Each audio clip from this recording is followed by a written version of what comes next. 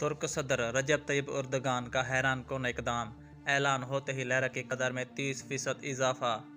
तुर्क सदर के इकदाम के बाद लेरा की कदर में 30% इजाफा देखने में आया है।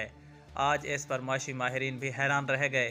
तुर्क करेंसी की कदर में मुसलसल कमी के बाद तुर्क सदर रजब तैयब एर्दोगान ने तुर्क अवाम के ओपन मार्केट से डॉलर खरीदने पर पाबंदी आयद कर दी, जिसका नतीजा ये निकला कि तुर्क करेंसी की कदर में ड्रामाई तौर पर 30% इजाफा हो गया।